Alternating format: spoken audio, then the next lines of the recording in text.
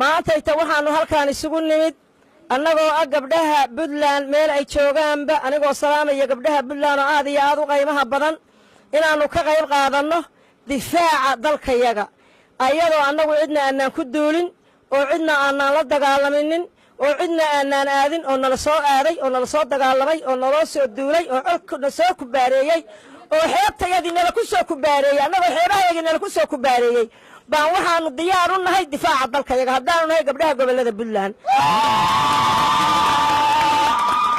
khaasatan annagoo ah gabdhaha gobolka Mudug jooga tan iyo habeenkii uu dagaalku bilowday ma aanan istaaginin aniga haddii dad baad baqaya oo waxay leeyihiin waa lagu dilayaa aniga haddaan dhinto waxaan ku dhimanayaa geeri sharaf leh oka geeri sharaf laan ku dhimanayaa haddaan noolaadaan nolol sharaf laan ku dhimanaya ku noolaanaya nolol cariiriya intaan ku noolaan lahaa geeri sharaf laan ku dhinto waxaanu difaacaynaa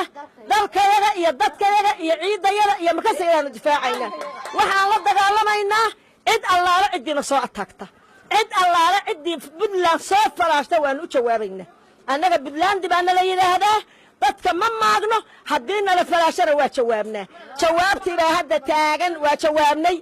waxaanu hadda halkaan ku haynaa burhaan waxaanu qalnay geel tan iyo tii gurmadku waa isla socday waxaanu dibnay sabaayadii waxaanu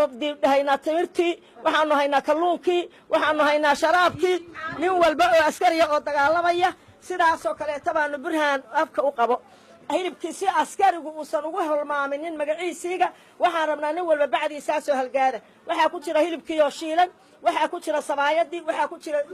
buskudkii waxa ku jira timirtii waxa ku jira malaygii bacmadooba nin walba intiisa garaanka ugu ridaynaa meeshuu joogaan ugu geynaynaa si ay nimanku karkaris iyo dhibaato iyo mid buu ka go'aya la oran lahaa hadda waad u jeedaa waxa halkaan gabdhihii gobolka Mudug ay soo bandhigeen waxaanuna leenahay cayaari waa galin dambe waa sidaas oo aanu ka sii wadno haddii Ilaahay raali ka noqdo